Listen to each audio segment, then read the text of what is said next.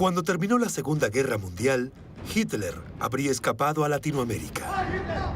La huida sería una fase más en el plan que habían diseñado. Él quería apoderarse del mundo entero, quería invadir África, Asia y América Latina. Estaba decidido a convertirse en un líder mundial y Latinoamérica sería una pieza fundamental. Sí les interesaba controlar América porque era una manera de derrotar a los Estados Unidos. Desde aquí se libraron batallas para el fortalecimiento, difusión y preservación del nacionalsocialismo. Se creó una red de espionaje para realizar diferentes misiones.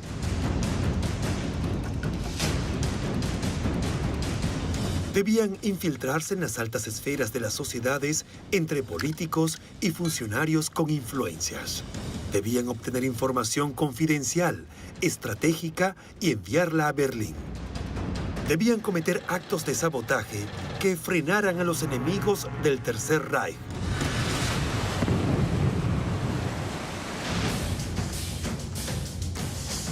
Finalizada la guerra, nuestro continente se convirtió en un refugio de nazis que escaparon de la justicia. Por la ruta de las ratas llegaron a Argentina probablemente 200 criminales de guerra. Criminales de guerra, no nazis. Nazis fueron miles. El plan de Hitler para el Reich de los 1000 años seguía en marcha y todos ellos harían que Latinoamérica se convirtiera en un continente nazi.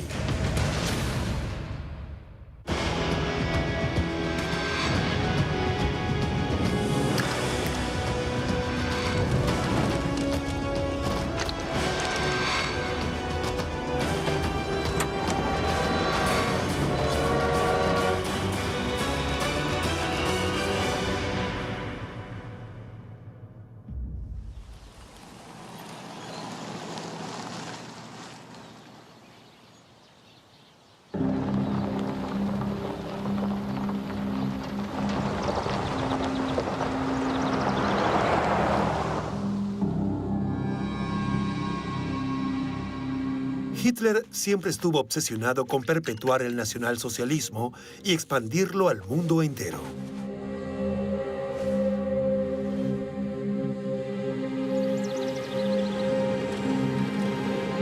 Estaba decidido a poner el mundo a sus pies, y Latinoamérica jugaría un papel fundamental.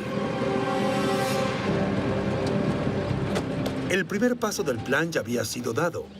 El nazismo llegaba a Latinoamérica.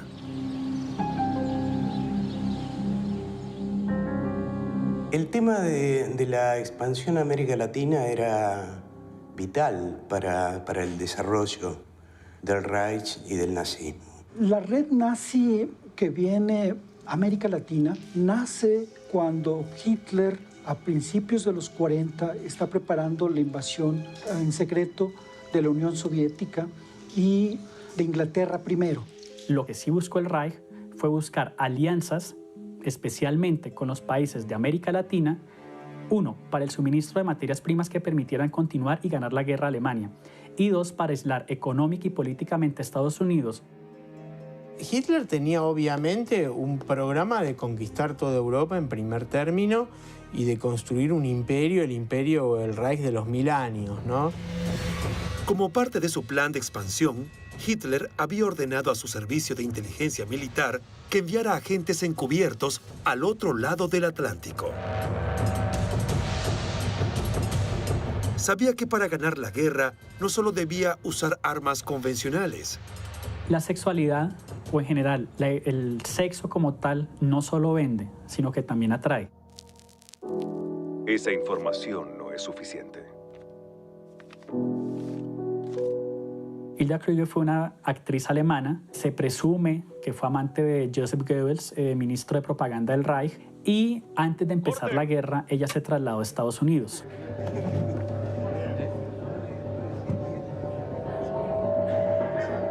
Intentó ser actriz en Alemania, después se movió a Hollywood. El caso es que vino a dar a México y en México trabajó como actriz en películas como Casa de Mujeres, Bartolo toca la flauta, Adulterio.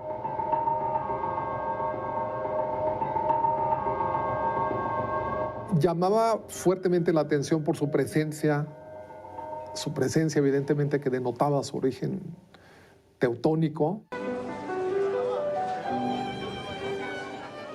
Y en 3 meses tiene a la mitad del gabinete a su disposición, el gabinete del gobierno mexicano, ¿no? Los rumores apuntan a que habría tenido relaciones amorosas con secretarios de Estado en el momento de la guerra. Hay rumores a propósito de que fue amante de quien era en ese momento secretario de Gobernación, que era Miguel Alemán Valdés. Se relacionó con las altas esferas del poder mexicano, incluyendo presidentes, ministros, mucha gente del medio, que le permitieron tener mucha influencia dentro de la política mexicana. Hilda Kruger escondía algo detrás del maquillaje.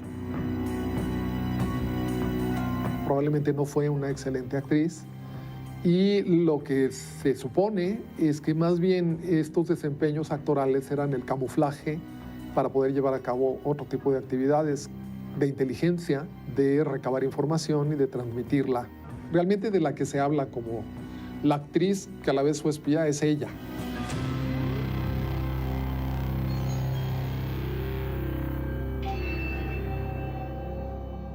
Utiliza su cuerpo, su inteligencia, su forma de ser para obtener resultados. En el caso específico pues, de lo que estamos hablando, del espionaje como tal, obvio que existe también una gratificación de la persona.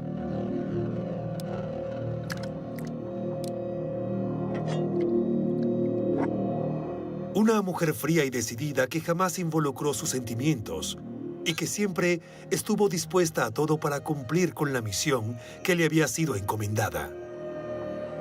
Un espía no puede ser alguien totalmente pegado a una persona porque sencillamente su función como espía sería un desastre. Tiene que tener relaciones muy superficiales que no le permitan tener un verdadero vínculo afectivo y que le permitan traicionar, que en últimas un espía termina siendo un traidor de la contraparte.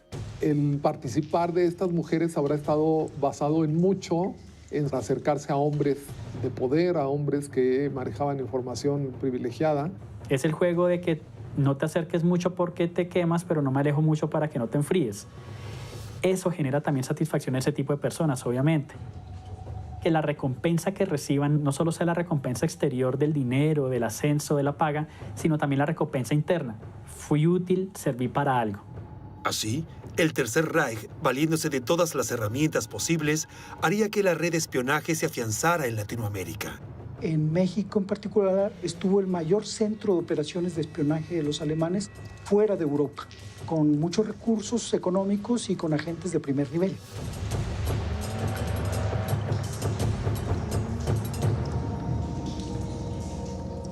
La red de espionaje se va instalando gradualmente y es una red que llega a ser bastante efectiva.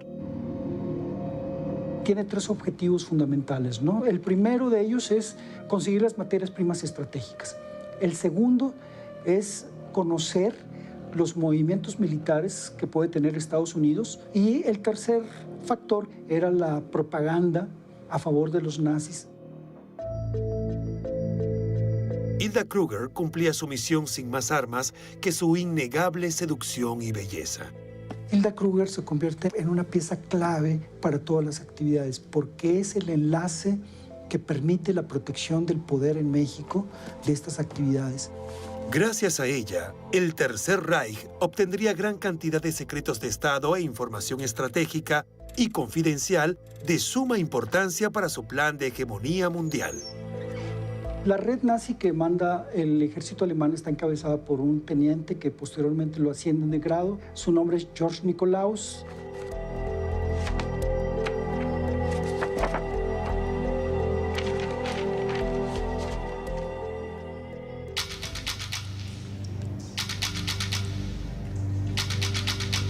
Él tiene a su cargo montar todo un aparato para vigilar a los Estados Unidos desde el territorio mexicano. Logra armar una red que empieza a recolectar bastante buena información.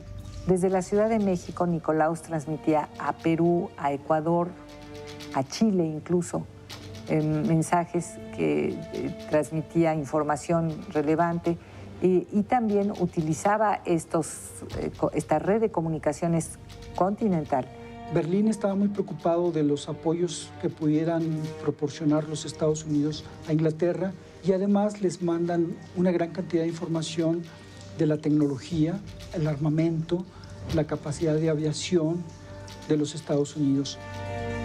George Nikolaus era un miembro del Servicio de Inteligencia Militar alemán de mucha experiencia, con conocimientos en explosivos y en comunicaciones, en quien Hitler confiaría su objetivo prioritario de aquellos días, la red de espionaje para América Latina.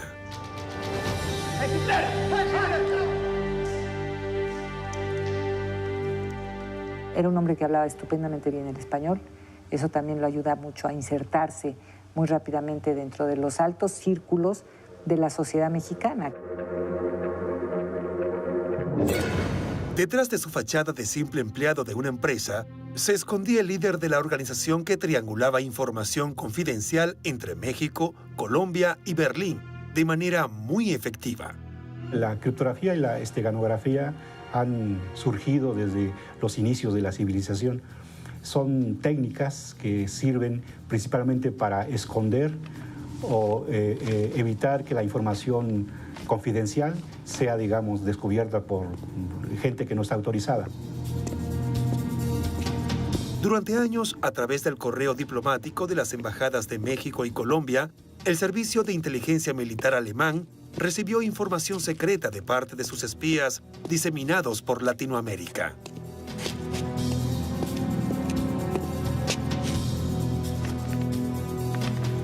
La técnica del micropunto se originó desde los inicios de la invención de la fotografía y del microscopio. Esto consistía en reducir una fotografía hasta 200, 300, 900 o 1000 veces su tamaño.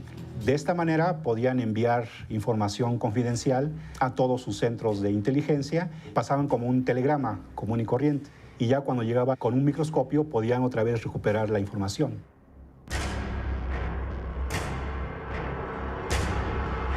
La mayoría de información que se enviaba por los mandos alemanes, o sea, usaban un micropunto o usaban mensajes que estaban escondidos mediante un código, ¿no? Había que conocer, digamos, los códigos de encriptación, ¿no? Toda la técnica de encriptación estaba muy desarrollada en esa época. La información confidencial es tan valiosa como una arma, ¿no? Churchill mencionaba que la Segunda Guerra Mundial de algún modo fue ganada por el arma secreta que se llamaba criptografía. Gracias al accionar de Nikolaus y sus agentes, el Tercer Reich estaba cada vez más cerca de sus planes.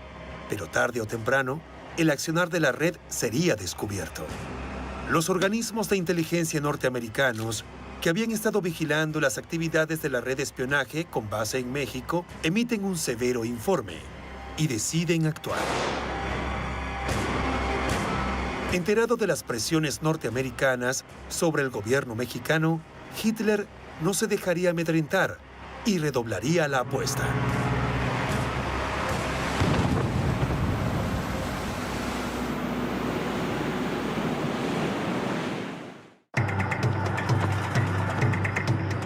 En América Latina, la red de espionaje comandada por George Nikolaus se expandía y lograba mantener la maquinaria bélica del Reich en funcionamiento. Pero Estados Unidos estaba decidido a impedir que los agentes avanzaran en sus planes. La embajada americana en México le sigue muy de cerca la pista y no solamente le sigue la pista, sino que entabla en cierta forma exigencias a la Secretaría de Gobernación para que le ayude en el rastreo y en el desmantelamiento de esa red de espionaje. El gobierno de Alemania, dentro de su plan expansionista, envía submarinos hacia el área del Caribe, sobre todo para vigilar el paso de los convoys que llevaban material bélico hacia Europa. Estados Unidos temía que México pudiera convertir sus puertos en una base para submarinos alemanes, por lo que presionó al presidente mexicano a emitir un decreto para que solamente barcos, aeronaves y tropas estadounidenses pudieran navegar sus aguas, obligándolo de esta manera a abandonar su neutralidad en la Segunda Guerra Mundial. Entran en la guerra, empiezan a presionar, sobre todo económicamente, diplomáticamente, a los países que tenían alguna simpatía por por Hitler. México tiene una gran simpatía, encabezado por el mismo presidente, Manuel Ávila Camacho, que era admirador del ejército de Alemania, ¿no? Hitler sabía que no había tiempo que perder. Debía redoblar la apuesta.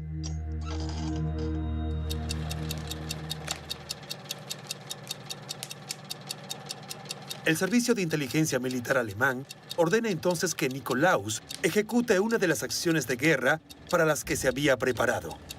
Hay una copia en los archivos mexicanos donde él describe todas las operaciones que hizo en México. Por ejemplo, en un momento cuenta cómo deciden pasar del espionaje al sabotaje.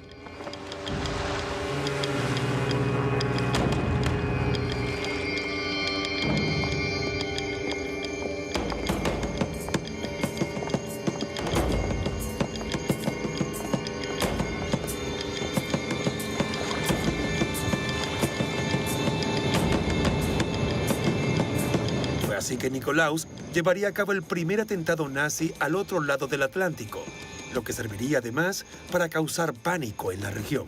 Deciden boicotear un navío inglés que está estacionado en el puerto de Tampico para poner una bomba de tiempo para que explotara cuando el navío inglés estuviera fuera del puerto.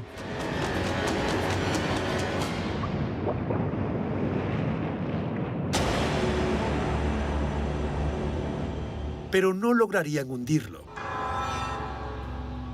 puesto que, ya en su travesía por alta mar, el Forrest Bank soportaría una explosión de escaso poder destructivo. La misión había fracasado, pero América Latina seguiría siendo fundamental en su plan. Hitler no estaba dispuesto a retroceder. Comenzaba a quedar claro por qué había elegido a México como centro de operaciones. América Latina durante la Segunda Guerra Mundial jugó un papel muy importante como centro exportador de materias primas para sostener el esfuerzo de la guerra.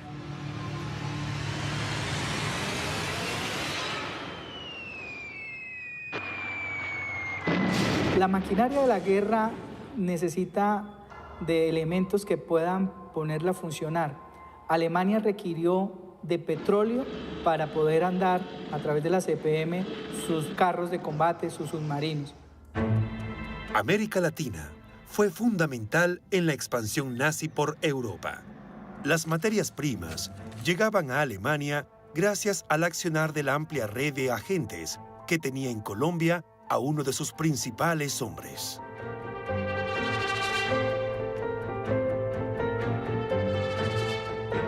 Vogel era un empresario alemán en Colombia que representaba empresas alemanas en Bogotá, que reportaba a la embajada alemana en Colombia y que orgánicamente dependía de Nikolaus, que era desde México como el jefe, el coordinador de la red para Centroamérica.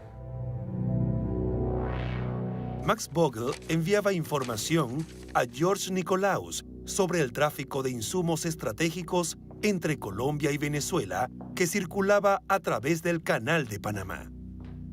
Colombia era un país estratégico a los ojos de los Estados Unidos durante la Segunda Guerra Mundial por su cercanía al Canal de Panamá, su situación en el norte de América del Sur, sus islas en el Caribe. Como había una presencia muy fuerte de submarinos alemanes en esa zona, Estados Unidos estuvo muy pendiente de lo que sucedía en Colombia y de la infiltración de alemanes espías. Y lo que sucede con Alemania y con los agentes que Alemania manda para acá es que se convierten en una maquinaria para realizar contrabando ilícito de estos materiales. El continente surtió de materias primas estratégicas como mercurio, tungsteno, aluminio. El acero era necesario para poder poner a andar la maquinaria en la construcción de embarcaciones y en la construcción de submarinos especialmente. El tungsteno es fundamental para el desarrollo de la industria armamentística, sobre todo para la dotación de fusiles en las tropas de infantería. Estas materias primas que se convierten en estratégicos porque particularmente en Europa no los tenía, o si los había, estaban proscritos para los nazis, ¿no? Pero México aún tenía algo de suma importancia para el Reich, una extensa frontera con los Estados Unidos, a través de la cual se podía vigilar y sabotear al principal aliado de Inglaterra. Una de las misiones de los agentes alemanes en México era justamente crear una situación de conflicto en México para provocarle un problema a los Estados Unidos y que Estados Unidos tuviera ciertos obstáculos para intervenir en la guerra europea. En la medida que se está profundizando la Segunda Guerra Mundial, cada vez la presión de Estados Unidos es mucho mayor hacia América Latina. Presión económica, presión diplomática, para que se firmen acuerdos de no vender ninguna materia estratégica hacia Hitler. Y también hacen presiones para que ningún producto que compraran Estados Unidos se pudiera triangular y mandarlo a Europa. Pues una vez estalla la guerra, Colombia quiso ser el alumno más aplicado. Colombia quería decirle a los Estados Unidos, aquí estamos luchando duro contra la presencia alemana en el continente. Llegó un momento en que Estados Unidos, nervioso por el malestar que causaban los agentes nazis, presionaba a México para que la red sea desbaratada. Uno de los reproches que el embajador americano George Messerschmitt le va a hacer al secretario de Gobernación Miguel Alemán es que su apoyo fue muy tibio en el desmantelamiento de la red alemana. Mientras tanto, Hilda Kruger, George Nikolaus, Max Vogel y muchos otros agentes seguían actuando con total impunidad, sin siquiera sospechar que el final estaba cerca. Cuando los Estados Unidos descubren el papel que está jugando Hilda Kruger, le ponen una guardia de 24 horas. La están siguiendo a todos sus movimientos. La inteligencia americana había vigilado de cerca a cada uno de los integrantes.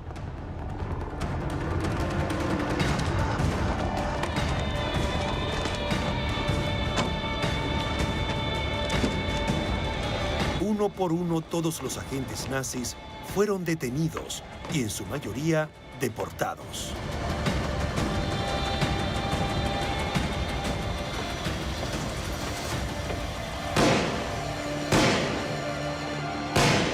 Hilda Kruger también fue detenida, pero su destino sería muy diferente.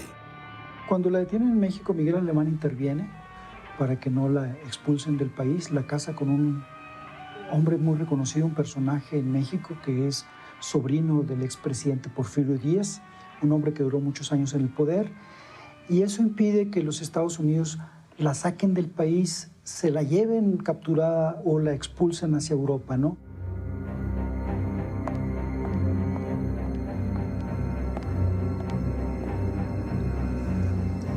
La labor de los agentes había terminado. Latinoamérica había sido hasta ese momento funcional a la expansión nazi, aportando información, materias primas e insumos para su maquinaria bélica. Pero su contribución estaba lejos de agotarse.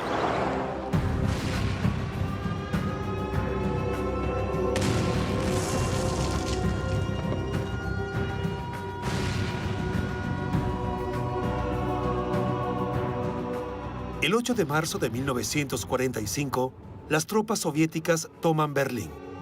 El alto mando alemán acepta la rendición incondicional.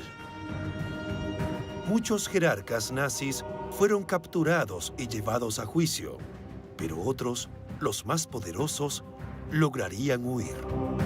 Los nazis, cuando cae el Tercer Reich, saben que están buscados por la justicia, y algunos que inclusive no estaban buscados, quizás muchos que no estaban buscados por la justicia, también entendieron que políticamente necesitaban huir de Europa.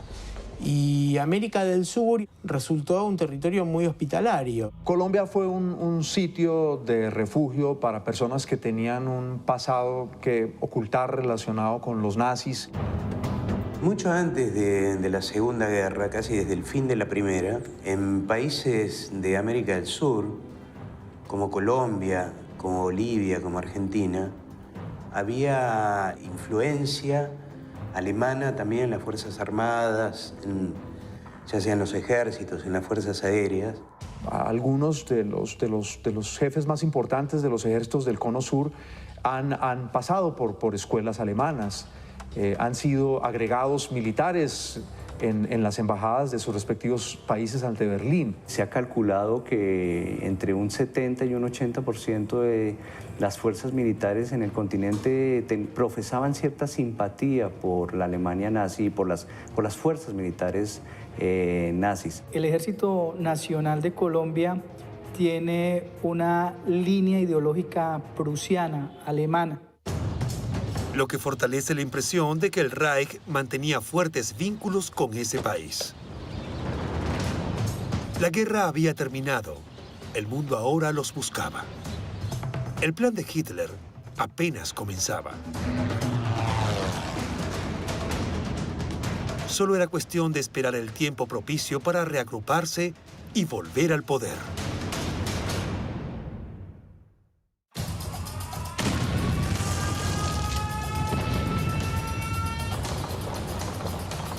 Desde aún antes de lanzar a Alemania la conquista de Europa, y para el caso de que tuviera que enfrentar una derrota, Hitler había pensado en el continente latinoamericano como el lugar ideal donde encontrar refugio hasta que las condiciones volvieran a ser favorables para el nacionalsocialismo.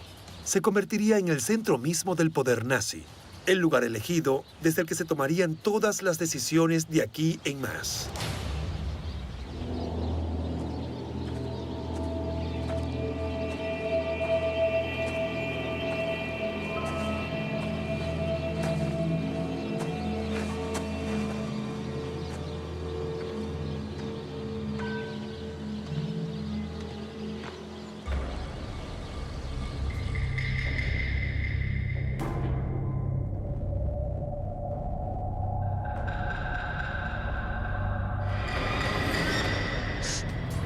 En 1968, el periodista británico George McCarthy escribió una serie de artículos en los que dio a conocer unos documentos desclasificados por el Departamento de Estado norteamericano, los que hablaban de un viaje en submarino desde una base oculta en los fiordos noruegos con destino a la Bahía Honda, en la costa de La Guajira, Colombia, entre mayo y julio de 1945.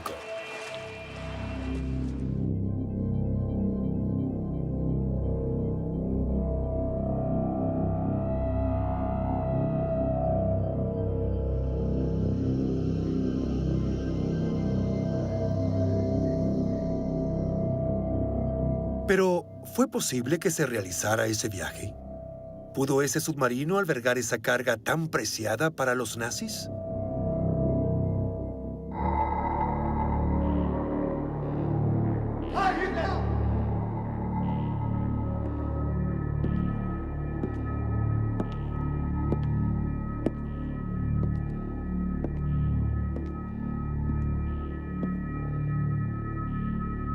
El relato del periodista McGarth abunda en detalles sobre el acondicionamiento de la residencia para la estadía de Hitler y sus hombres, los que vivían al principio en total aislamiento, nerviosos, rodeados de tensión. Cuentan también que habían montado una antena y estación para radioaficionados, la que era alimentada con unas potentes baterías. En esa época, en la época de la posguerra, había una estación cerca de Berlín que tenía 1 millón de vatios de potencia. Podía comunicarse desde Berlín a un submarino que estuviese en el Atlántico Sur, sumergido a 100 metros de profundidad.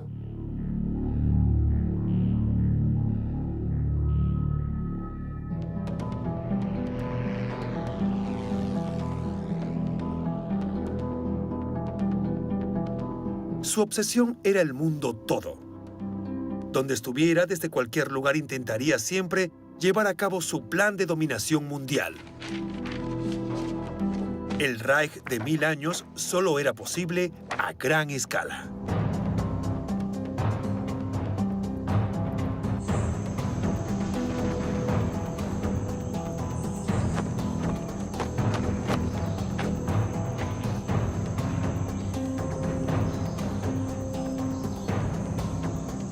Una figura como Hitler no puede desaparecer de la faz de la tierra sin dejar una leyenda.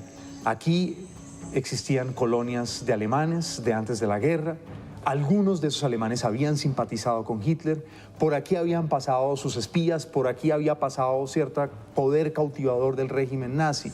Y claro, aquí existían las selvas de América Latina donde Hitler podía ocultarse. Entonces, imaginan a Hitler perdido en alguna selva esperando que cambien las cosas en el mundo, no era del todo descabellado.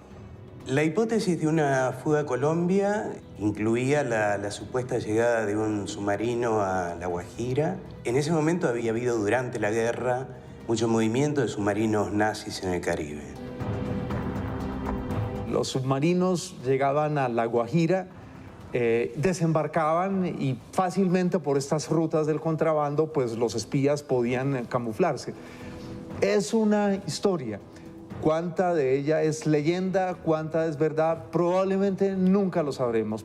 Algunos de los mitos o de las leyendas o de las anécdotas históricas en torno a la muerte de Hitler hablan que él alcanzó a salir vivo de Alemania dentro de los últimos submarinos que tenía la Kriegsmarine a disposición. De todas formas, estas hipótesis no eran otra cosa que fantasías, no hay absolutamente ninguna posibilidad de una sobrevida de Hitler. Es difícil que una persona con los rasgos tan marcadamente narcisistas que tenía, tan paranoides que tenía, tuviera la capacidad de huir, porque iba a ser vergonzoso para él en caso de ser capturado.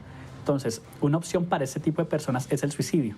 Hitler estaba metido en un búnker en el centro de Berlín que estaba ocupado por el Ejército Rojo y hacer un viaje hasta el fin del mundo para llegar a un lugar donde en los meses siguientes iban a comenzar a llegar centenares de nazis y sus perseguidores atrás, lo cual es absolutamente disparatado.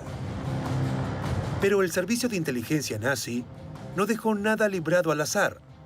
Tal vez con el tiempo se logre develar si la idea de huida a Colombia se usó como uno de los señuelos para desviarlos de pistas más sólidas. El misterio hoy aún continúa.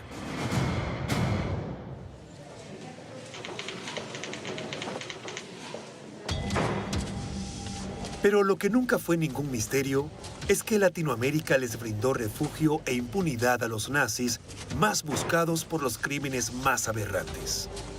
El puerto de Buenos Aires sería el receptor de los criminales nazis enviados desde Europa, buscando eludir a los tribunales de justicia de posguerra. Uno de ellos sería el responsable de la llamada solución final al problema judío, es decir, la minuciosa planificación, coordinación y ejecución del genocidio del pueblo judío, tanto en Alemania como en el resto de Europa.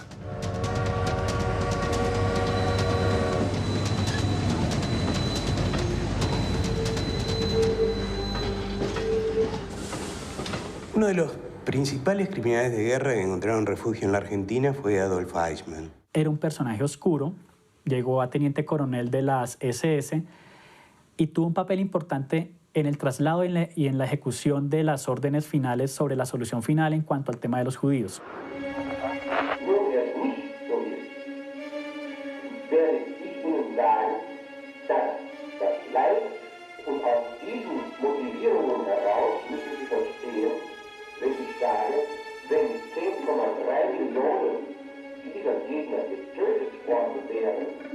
Era un burócrata, un hombre que probablemente nunca haya matado a nadie personalmente y sin embargo es responsable de millones de muertos, porque era el encargado de organizar los traslados a los campos de concentración donde iban a matar a los judíos.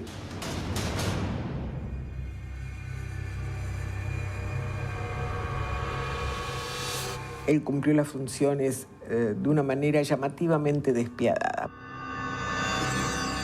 Eichmann era una persona anodina, inconmovible, oscurecida por la mediocridad, sin aficiones ni pasiones de ninguna clase.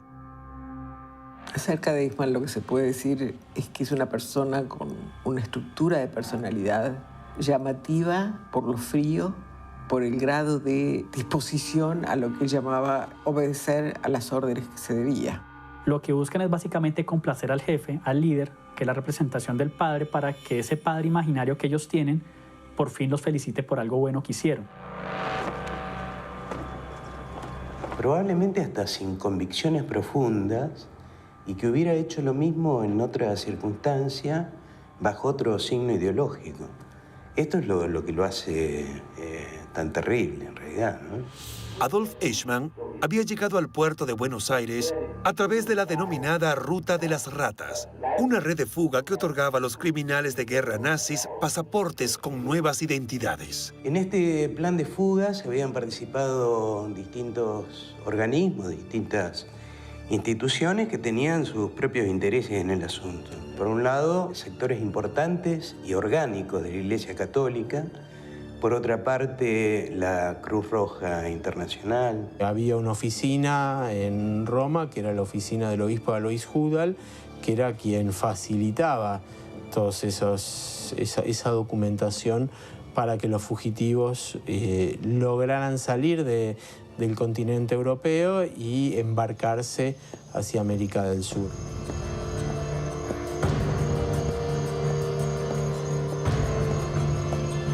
Todos prestaban el servicio, digamos, de hacer seguras las rutas de escape hasta la salida de Europa, que era lo más complicado. Eichmann había logrado escapar de Europa y construir otra vida en Argentina, con una nueva identidad bajo el nombre de Ricardo Clement. Una vez en Buenos Aires, el Estado naturalmente hacía su parte en esto, y era facilitarles la tramitación de documentos argentinos y en muchísimos casos darles trabajo. Así pasaba sus días Eichmann como operario en la Mercedes-Benz. Del trabajo regresaba a su casa. Jamás salía con su esposa o con sus hijos. No tenía amigos. Llevaba una vida de lo más anodina. Pero Eichmann no vivía tranquilo. Sabía que en cualquier momento podían encontrarlo. Que tarde o temprano, los cazadores de nazis vendrían por él. La persecución a los nazis que iban llegando a América Latina tenía como dos fases. La última era la institucional, la del pedido de extradición, que decía de gobierno a gobierno. Ahora, para que se pudiera pedir la extradición, se requerían precisiones, dónde estaba, con qué nombre, dónde vivía. Y esta tarea es la que hacen los cazadores de nazis.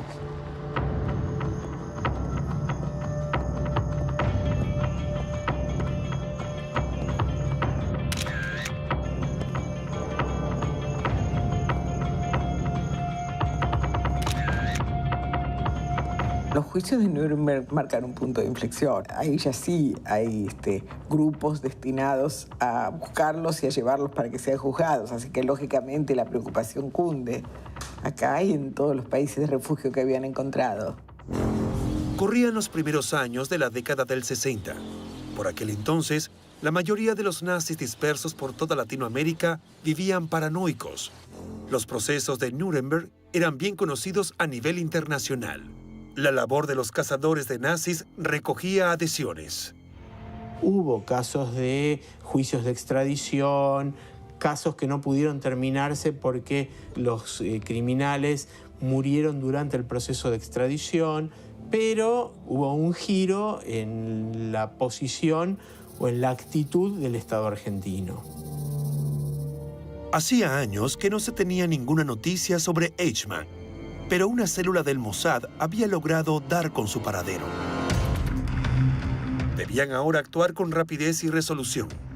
Habían encontrado al responsable de la solución final y no debía escapar. Tenían que llevarlo ante la justicia.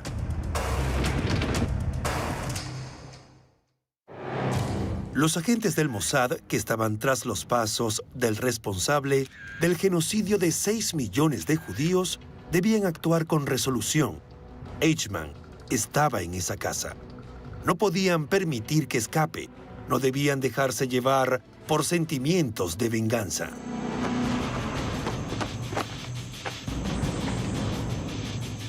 Debían llevarlo ante la justicia para que rinda cuentas de sus crímenes. Esa era la decisión que albergaba en el corazón de cada uno de los miembros del Mossad que habían llegado a la Argentina para capturar a Adolf Eichmann.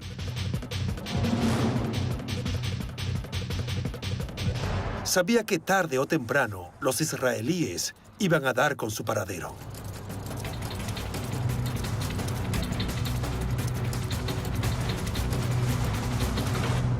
De las anécdotas que se escuchan sobre su manera de proceder, creo que la palabra más reiterada es inmutable y despiadado. Era como si nada de lo que se decía le llegaba, pero eso tiene que ver con todo un tipo de mentalidad que se fue configurando para poder llevar adelante una masacre masiva de semejante crueldad. Hoy en día tal vez dirían que Eichmann tenía rasgos psicopáticos muy fuertes. Lo que no tenía, y por eso tal vez su frialdad, era empatía. Era incapaz de ponerse en el lugar del otro y de su sufrimiento. No sé siquiera si tenía conciencia del mal absoluto, por llamarlo de alguna manera, que se estaba cometiendo. Lo veía como una obligación, inclusive legal. Eichmann no se rendiría ante sus cazadores. Sin embargo, más allá de no sentirse culpable, no vivía tranquilo. Tenía siempre la sensación de que lo estaban persiguiendo. Y no se equivocaba. Llegó un momento en que su paranoia fue pura intuición.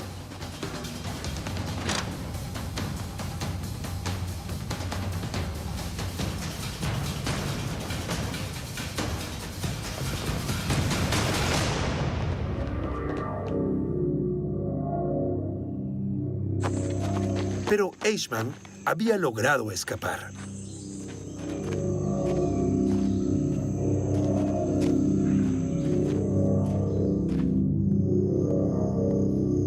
Estaba convencido que mucho más no podría continuar en libertad.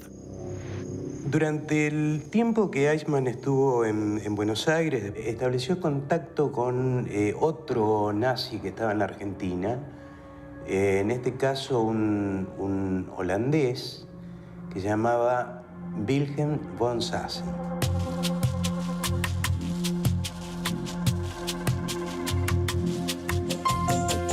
Sassen había sido un periodista durante la guerra, director de un diario en la Holanda ocupada. Y Sassen empieza a hacer como una larga entrevista a Eichmann, donde Eichmann cuenta sus memorias.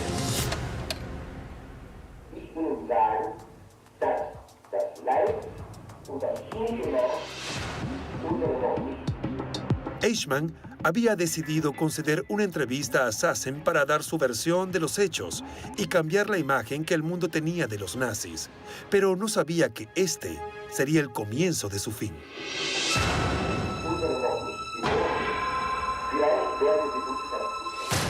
Sassen escuchaba los alardes de Eichmann, que se sentía despreciado por la comunidad germana al estar llevando una vida de obrero en Argentina, cuando otros nazis eran respetados por todos.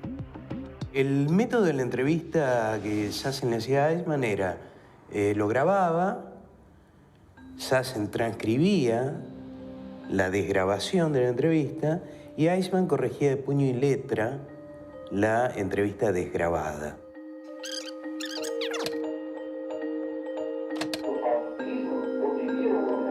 En dicha entrevista, Eichmann reconoció haber sido artífice de un plan para la eliminación sistemática del pueblo judío y fue aún más allá. Declaró que todo lo había hecho por lealtad hacia el Führer y que no consideraba haber cometido ningún delito, sino todo lo contrario, al haber cumplido sus órdenes que tenían estricta fuerza de ley en una nación soberana.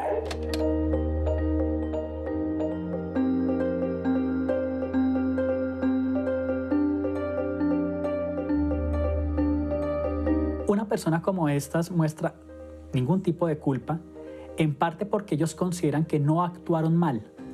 Huyen ante el temor de un castigo que ellos creen injusto, pero no porque ellos genuinamente en su estructura de personalidad hayan actuado mal. Personas que sin ser genuinamente sociópatas y sin ser genuinamente malas, terminan ejecutando actos atroces envueltos pues, en toda la maraña del Estado y por llegar a ascender dentro de esa misma jerarquía, que era el afán final de Eichmann, ser un funcionario eficiente.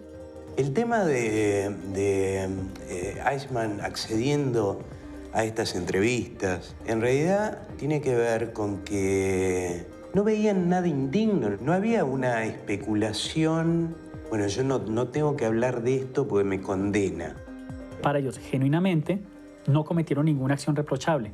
Todo fue culpa de un Estado que los motivó, que los llevó a que se llevaran a cabo esas acciones.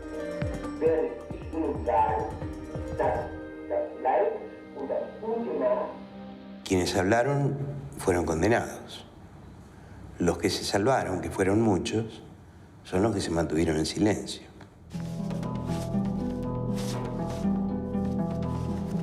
Eichmann no sabía que la difusión de sus dichos alertaría al mundo sobre su presencia en Argentina.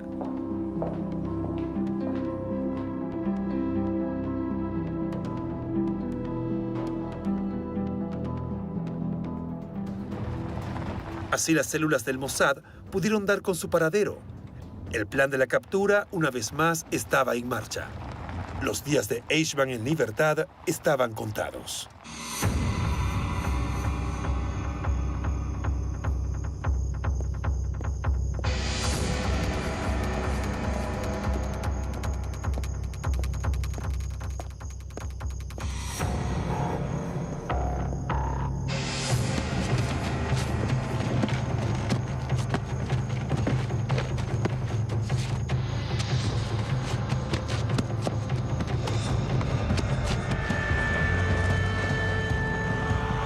Servicio de inteligencia en un país, en otro, secuestrando a un ciudadano que para ese momento tenía documentos argentinos, falsos, pero tenía documentos argentinos. O sea que esto provoca un gran revuelo diplomático, hay protestas de la Argentina ante el Comité de Seguridad de Naciones Unidas y demás.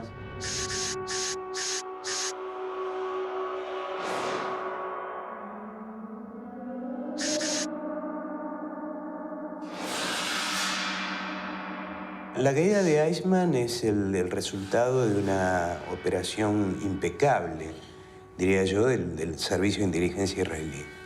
A través de un seguimiento de mucho tiempo a Eichmann, a sus familiares en Europa, detectan que está en la Argentina, mandan un equipo, lo ubican, cuando tienen la certeza de que es él, mandan a otro equipo para secuestrarlo y llevárselo a Israel, donde es juzgado.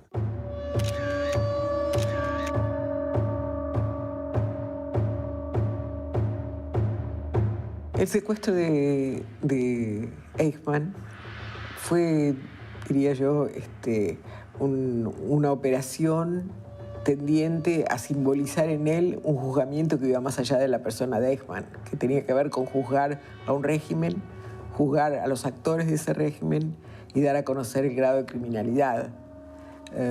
Por eso el juicio tiene un valor simbólico muy importante. Eichmann fue llevado a juicio en Jerusalén y pese a la innumerable cantidad de pruebas en su contra, sería el colaboracionista Wilhelm Sassen quien haría llegar a los jueces del tribunal los originales de las desgrabaciones de la entrevista corregidos de puño y letra por Adolf Eichmann. Este método de entrevista, esta cosa que hacían Sassen y Eichmann, iba a ser condenatorio para Eichmann cuando las transcripciones llegaran a Israel, al tribunal encargado de juzgarlo. Y en la defensa de él, pues de Eichmann, él mismo menciona que lo que hizo fue cumplir órdenes y que él era un funcionario que sencillamente estaba ejecutando unas órdenes, sin ningún tipo de atisbo de moral o de compasión por las decisiones que estaba tomando. Era una admisión de puño y letra de las cosas de las cuales se los acusaba. Wilhelm Sassen resultaría el entregador de Adolf Eichmann.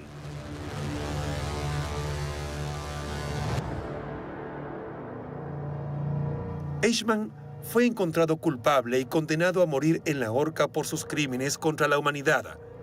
Sus últimas palabras fueron: larga vida a Alemania. Larga vida a Austria, larga vida a Argentina. Yo nunca olvidaré. Tuve que obedecer las reglas de la guerra y las de mi bandera. Estoy listo.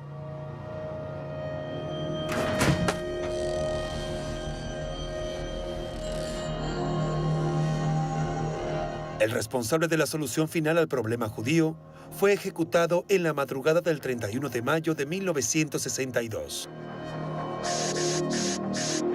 La noticia de la ejecución de Adolf Eichmann resonaba por todo el mundo. Lo cierto es que la caída de Eichmann marca una bisagra en la historia de los nazis en América Latina. Marca un antes y un después. Hasta ese momento había, digamos, una cierta tranquilidad, todavía un cierto bienestar y se sentían relativamente cómodos. A partir de ese momento se complica todo. Los nazis diseminados por toda Latinoamérica estaban ahora advertidos y debían buscar nuevos refugios. Pero los comandos del Mossad ya tenían su próximo objetivo: Joseph Mengele.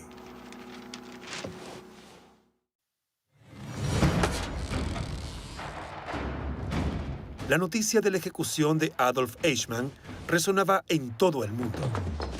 Conscientes del rebote de indignación mundial contra el nazismo y ante la posibilidad de que vinieran por ellos, los nazis diseminados por Latinoamérica, que se sentían rodeados, debían huir.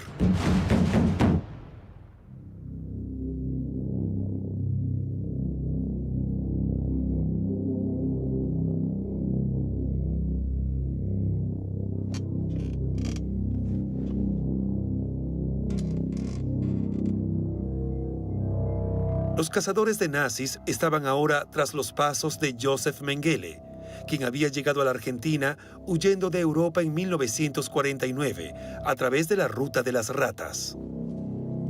Por la Ruta de las Ratas llegaron a la Argentina probablemente 200 criminales de guerra. Criminales de guerra, no nazis. Nazis fueron miles.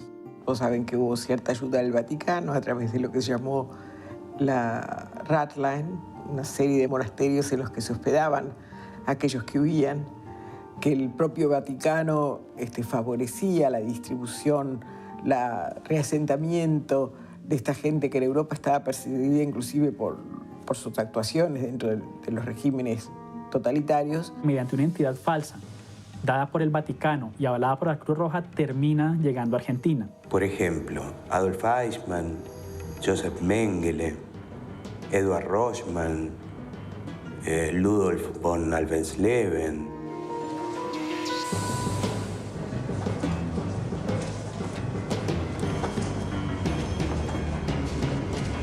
Mezclado entre los inmigrantes que llegaban en busca de una nueva vida lejos de la Europa devastada por la guerra, el ángel de la muerte ingresó a la Argentina proveniente de Génova con un pasaporte de la Cruz Roja Internacional y una nueva identidad.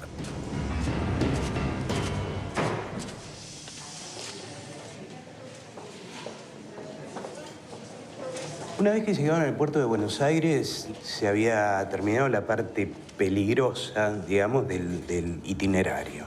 Acá en Buenos Aires había una comisión que dependía de la Dirección de Migraciones. Esta comisión de asesores confidenciales estaba coordinada por Carlos Futtner, que pertenecía a la División de Informaciones de la Presidencia de la Nación. Desde ahí es que sabemos que esto era de conocimiento y de aceptación de lo más alto del poder. La red de fuga, denominada la Ruta de las Ratas, demuestra hasta qué punto Latinoamérica fue funcional a los planes de perpetuación del nazismo tras la derrota en la Segunda Guerra Mundial, permitiendo el escape de los criminales de guerra a nuestro continente.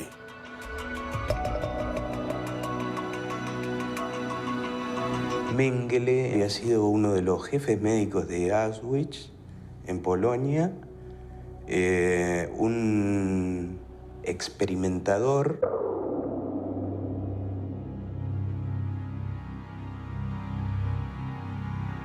Él tenía en los campos de Auschwitz un territorio de trabajo muy amplio, con muchos conejillos de indias, así que podía hacer cosas extraordinarias. Producía distintos experimentos genéticos de una gravedad enorme.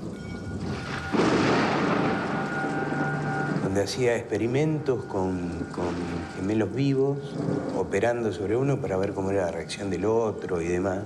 Y todo esto bajo una falsa pátina de investigación científica. Inyectaba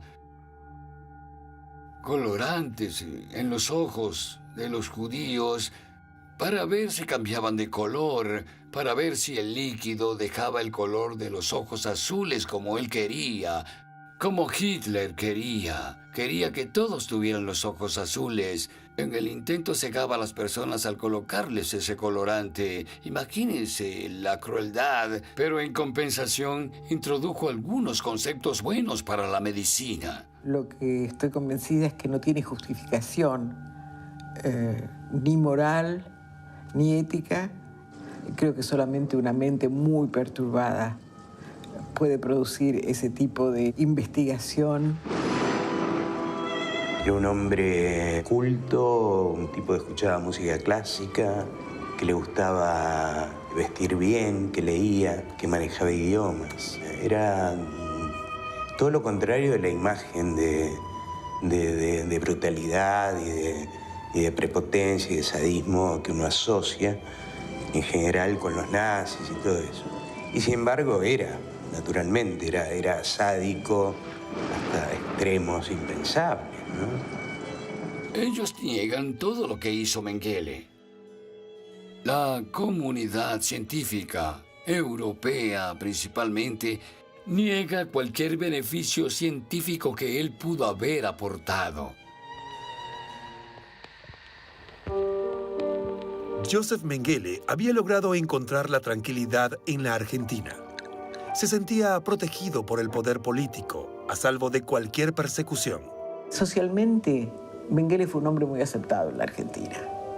Y diría en ciertos círculos bien visto. Vivió en Argentina primero con un nombre falso y luego, a partir del año 56, pidió una rectificación de su identidad y vivió bajo su verdadero nombre. Indudable que la presencia de todos ellos en Argentina hubiese sido imposible sin un encubrimiento por parte del propio Estado argentino. Mengele tenía importantes vínculos con el poder local, incluso con el presidente argentino de aquel entonces. Perón contaría en 1970 cómo Mengele lo visitaba y le contaba que tenía un establo en Tigre, al norte de Buenos Aires, donde las vacas le parían terneros mellizos. Gracias a esos experimentos y también gracias a su experiencia como médico científico, era muy famoso. Él consiguió desarrollar la inseminación artificial para que los animales parieran mellizos. Pero eso no evitaría que volviera a sentirse en la mira de la justicia. La noticia sobre el secuestro de Eichmann lo llevaría a abandonar su tranquila vida en Buenos Aires. La caída de Eichmann en mayo de 1960 es un quiebre, es una bisagra en la historia de los nazis después de la guerra. El comando del Mossad retomaría ahora la búsqueda de uno de los emblemas del nazismo, Mengele.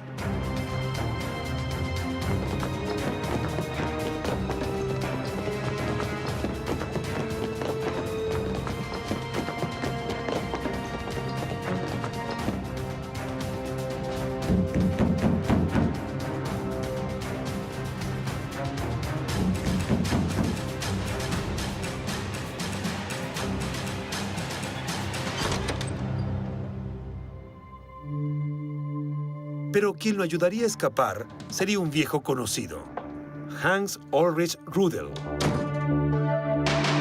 Hans Rudel había sido un aviador súper condecorado durante la guerra.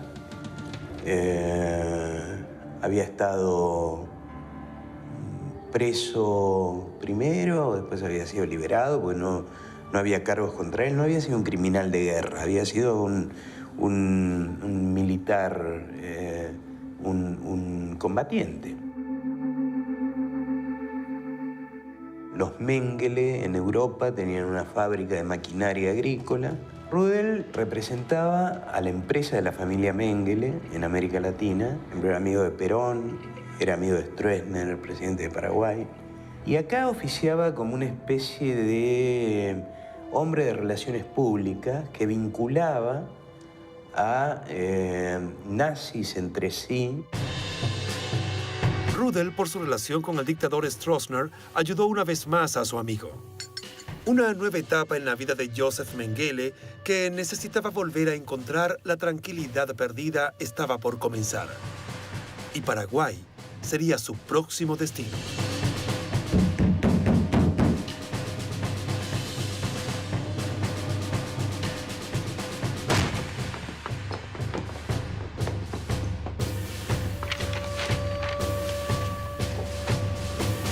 El ángel de la muerte había logrado escapar por minutos. Los agentes del Mossad no dejarían de perseguirlo. Necesitaban atraparlo, vivo o muerto.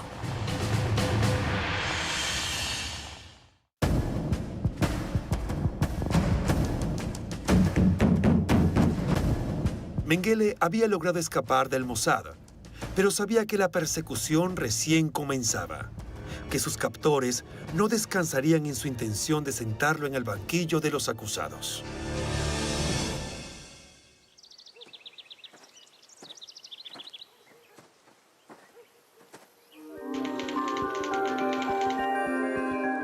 El ángel de la muerte recuperaba así la tranquilidad. Volvía a contar con la protección del poder, esta vez en Paraguay. Cuando Mengele se va de Argentina y se establece en Paraguay, obtiene la ciudadanía paraguaya en tiempo récord, fraguando, naturalmente, su tiempo de permanencia en el país. Le hubieran hecho falta 5 años, pero falsifican todas las fechas, y para esto lo ayudan 2 alemanes residentes en Paraguay.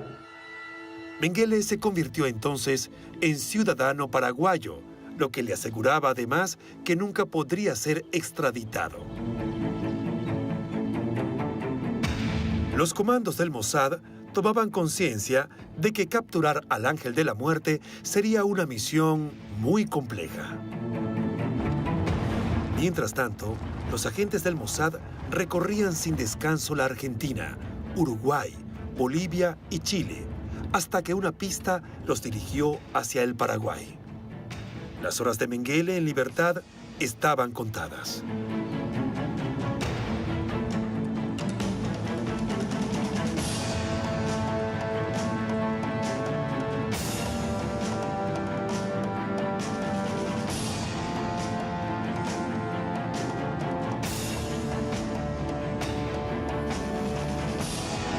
Mengele, una vez más, había logrado escapar de sus cazadores.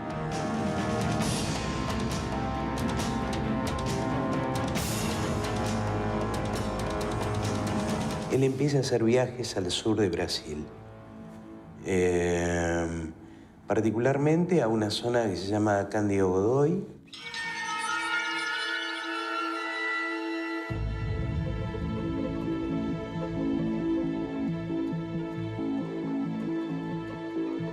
No permanecía muchos días en un mismo lugar, máximo 2 o 3 días, y después se iba a otro lugar. En el verano del año 1960, llegó haciéndose pasar por un médico veterinario. Al principio Mengele recorría la zona rural, ganándose la simpatía de los productores ganaderos y aplicando los conocimientos que había adquirido en el campo de concentración de Auschwitz. Cuando estuvo por aquí, decía, que sabía hacer experimentos con inseminación artificial. Y en aquella época, la inseminación artificial en el ganado, en reses, en gatos, en vacas. En ese entonces, la década de los años 60, nosotros, los brasileños, no conocíamos ese método de inseminación artificial. Mengele trabajaba sin descanso. Los experimentos más extremos que Joseph Mengele hacía eran en un laboratorio que él tenía, donde hacía transfusiones de sangre y le servía té a las mujeres y les practicaba la inseminación artificial. En sus escritos queda claro que uno de sus propósitos era mejorar la raza aria. Y Cándido Godoy sería su nuevo campo de experimentación. Brasil era un refugio para Joseph Mengele porque él contaba con numerosos patricios. Les enseñaba a sus alumnos el significado de la esvástica nazi, que llamaba mucho la atención en aquella época. Por eso, para él, Brasil era una tierra fértil para todos sus experimentos, porque hablaba bien el alemán, y no solo el idioma, sino que había muchos que simpatizaban con el nazismo. Mengele empezó de a poco a atender a las mujeres del pueblo. Cándido Godoy es un lugar muy extraño. La línea San Pedro Cándido Godoy es considerada la capital mundial de los gemelos en el mundo. Como explicaba, en la comunidad de la línea San Pedro, dentro de Cándido Godoy, en un territorio de 4.000 metros cuadrados, nacieron 48 pares de gemelos. Antes vivían más personas. Aquí habían 140 familias. Hoy en día solo hay 70 familias en esta comunidad y cada cierto tiempo aún nacen muchos gemelos. Esta explosión de nacimientos múltiples en Cándido Godoy se da en su apogeo a partir de que Mengele empieza a andar por la zona. Yo le atribuyo esta particularidad a un fenómeno genético. Desde entonces, ellos se fueron casando entre sí, lo que ha provocado el número de gemelos y es realmente impresionante. Todavía al día de hoy no hay ninguna explicación científica para el tema de tantos nacimientos de gemelos en ese lugar. Esta aparición de Mengele en un lugar donde nacen tantos gemelos, a partir de que él llega, es posible pensar que él haya tenido algún tipo de injerencia y que haya hecho algún tipo de manipulación para que esto pudiera haber ocurrido. Si hubo manipulación, no fue Mengele el responsable. Aun cuando no hay certeza sobre si realizó o no manipulación en sus tratamientos, lo que nadie discute es que Mengele hacía experimentos muy polémicos. Él era un genetista puro. Era un hombre de una inteligencia inusual. Era un científico, pero por encima de todo eso, con lo que hizo, era también un loco. Indudablemente las investigaciones en genética y otros experimentos de Mengele fueron muy excepcionales para su tiempo, lo que seguramente no tienen que ver con una concepción de beneficiar a la humanidad. Era un científico prestigioso, más allá de la perversidad de sus trabajos científicos, como pasó con mellizos gitanos y otros donde producía distintos experimentos genéticos de una gravedad enorme. Ese hombre era realmente un intelectual, sí. Pero detrás de eso, o por delante o por dentro, escondido en él, yacía un monstruo. Él era un monstruo. Pero la obsesión de Mengele por la investigación científica no lograba alejar sus temores. Lo atormentaba sobre todo la idea de ser capturado y juzgado. Alguien que supo gozar de la impunidad como él no soportaba la idea de tener que rendir cuentas ante nadie. Mengele no se equivocaba. En su búsqueda, los agentes del Mossad habían hallado quién podía guiarlos hasta él. Alguien que ya había colaborado con ellos en el secuestro de Eichmann en Argentina y que ahora, a cambio de ser dejado nuevamente en libertad, confirmaría que Mengele estaba en Brasil. Willem Sassen, en su interrogatorio, ofrecería información certera acerca del paradero del Ángel de la Muerte. Mengele intentaba continuar con sus investigaciones. No sabía por cuánto tiempo más lograría evadir el brazo de la justicia. Desde una torre que mandó a construir en la finca donde vivía, podía ver todo aquello que se aproximara. Los agentes del Mossad tenían a Mengele frente a sus ojos, pero no podían actuar. Debían esperar la autorización.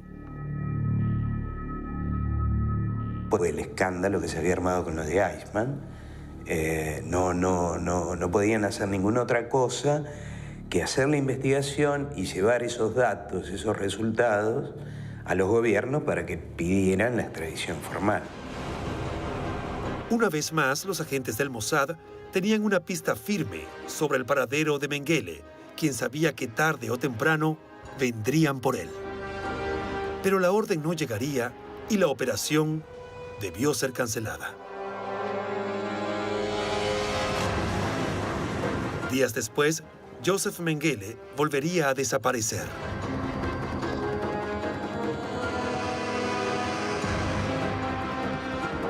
Los agentes del Mossad jamás olvidarían que lo tuvieron al alcance de la mano. Habían perdido una oportunidad única. El Ángel de la Muerte cambiaría de nombre varias veces, moviéndose rápida y hábilmente por varias localidades de Brasil. ¿Qué fue del destino de Mengele y de los otros nazis diseminados por Latinoamérica? ¿Lograron capturarlos o pudieron evadir el brazo de la justicia?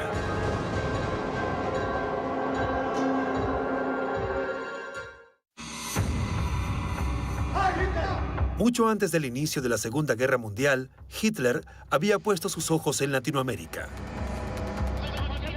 El papel que jugó nuestro continente en los objetivos trazados por Hitler fue fundamental, puesto que desde aquí se libraron varias batallas para la expansión, difusión y preservación del nacionalsocialismo, con miras a instaurar un Reich de los próximos 1000 años.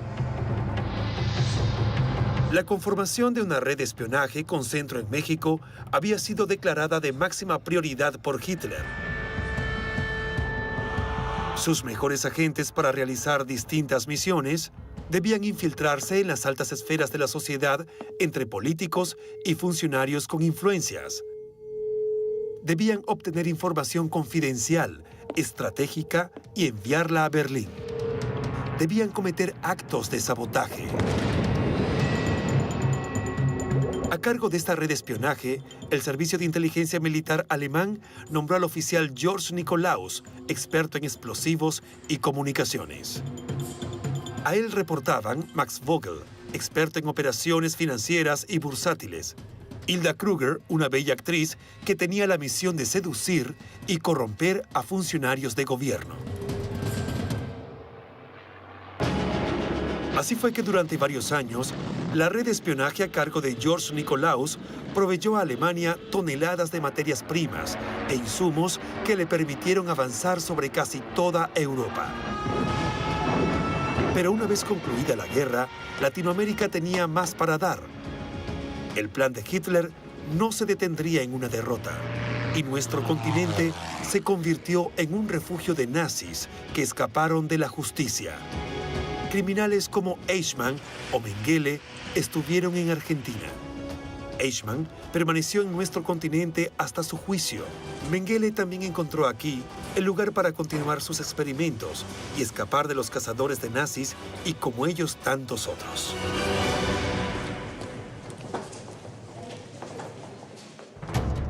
Muchos nazis simplemente vinieron huyendo y murieron en el país que los cobijó en el más absoluto anonimato. Algunos otros fueron capturados y extraditados para luego ser juzgados en Europa. La gran mayoría consiguió escapar y jamás fueron ni siquiera citados a declarar en un estrado judicial por responsabilidades. El caso más emblemático tal vez haya sido el de Joseph Mengele, que vivió al amparo del poder político donde fuera que decidiera instalarse en Argentina, Paraguay y Brasil. En 1979, cuando se reportó la muerte de Joseph Mengele en la playa de Bertioga, en São Paulo, esa persona lo reconoció en la televisión y vio que se trataba de Joseph Mengele, aunque la noticia no fue confirmada, pues en esa época todo era un misterio. No se sabía quién era. Entonces no se le dio mucha importancia.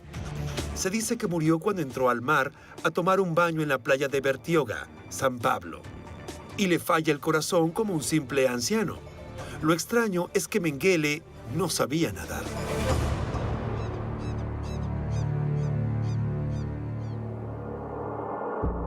Entre los nazis capturados y sometidos a juicio por sus crímenes contra la humanidad, el caso de Adolf Eichmann fue el más notorio.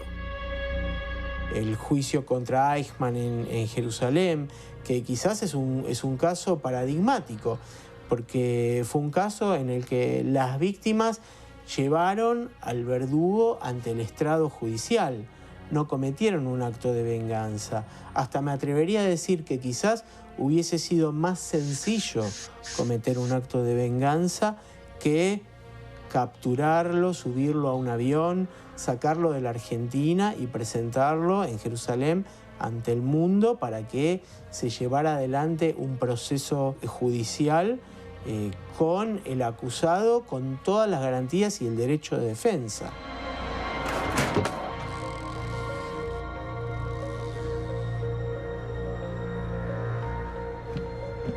En el caso de la red de espionaje nazi que funcionaba en México, sus agentes fueron detenidos y en su mayoría deportados. Cuando los Estados Unidos descubren el papel que está jugando Hilda Kruger, le ponen una guardia de 24 horas. Se dan cuenta que es una pieza fundamental porque es la conexión con el gobierno mexicano, entonces deciden neutralizarla. Hacen presiones, hacen muchas presiones económicas para que el gobierno mexicano la detenga. Sobre todo tienen que llegar al presidente porque la persona que lo está protegiendo es el segundo del presidente. Es decir, es el secretario de Gobernación mexicano, que es el ministro del Interior, el que tiene el control de toda la política interna, ¿no?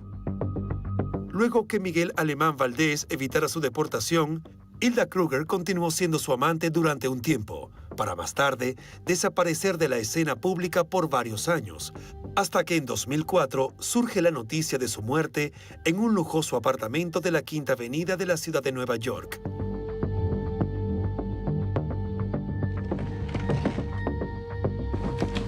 George Nikolaus, el jefe de la red de espionaje, correría una suerte distinta. Es detenido en 1942. Los Estados Unidos, por presión de ellos, obligan al gobierno mexicano que lo capture. Lo mantienen recluido en una base en Bismarck, Dakota del Norte. Cuando ya se rinde Alemania, días después, llama a los agentes del FBI que lo tenían custodiado y decide hacer una confesión de todas sus actividades en México. En dicho interrogatorio, Nikolaus admitió haber recibido de parte del Servicio de Inteligencia Militar alemán la misión de liderar la red nazi de espionaje en México. Contó con lujo de detalles el fallido atentado al buque de bandera inglesa Forrest Bank en alta mar. Explicó cómo triangulaban a Berlín los secretos de Estado y la información confidencial que obtenían de funcionarios de los gobiernos de México y Colombia. Pese a tamaña confesión, el FBI lo mantiene un corto periodo en prisión, después del cual se desconoce otro dato acerca del paradero del espía nazi George Nikolaus.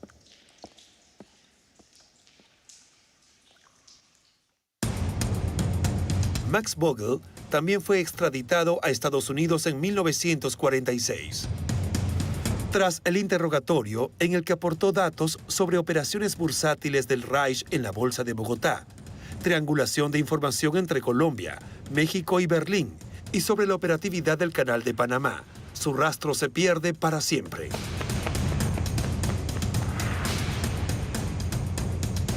A Willem Sassen es posible rastrearlo en la década del 70 como consultor de las dictaduras de Augusto Pinochet en Chile y de Alfredo Stroessner en Paraguay.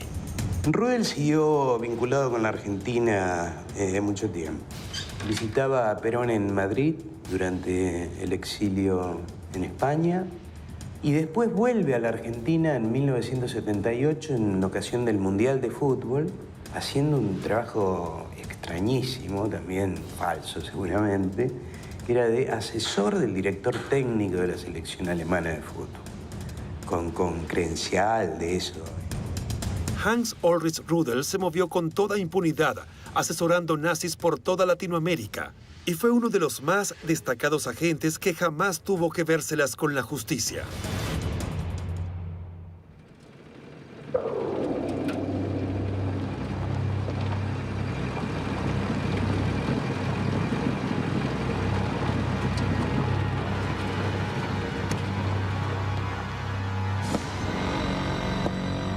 El propio Hitler logró escapar, puesto que se haya pegado un tiro en su búnker o haya logrado arribar a Latinoamérica a bordo de un submarino. Lo concreto es que ningún tribunal pudo condenarlo jamás por sus crímenes.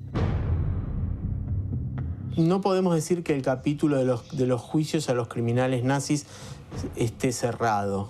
De hecho, en nuestro centro en Jerusalén sigue dedicando todos sus esfuerzos a localizar y tratar de llevar a juicio a aquellos criminales que aún están con vida y en libertad. Si uno se preguntara ahora, tantos años después, cómo fue, verdaderamente les fue muy bien. El hecho de que les haya ido bien, sin embargo, no significa que no hayan tenido una condena histórica. Es decir, la historia los ha condenado, el tiempo los ha condenado. Hoy es censurado hablar a favor de una persona como Hitler y del régimen que él creó. Pero personalmente, no me cabe la menor duda que si las cosas cambiaran en el mundo, si la democracia colapsara, una figura que nos parece terrible podría sorprendernos con la cantidad de seguidores que reaparecerían de él en el mundo. Hitler como individuo murió, pero Hitler como idea, y como idea desgraciadamente seductora, puede estar todavía muy vivo.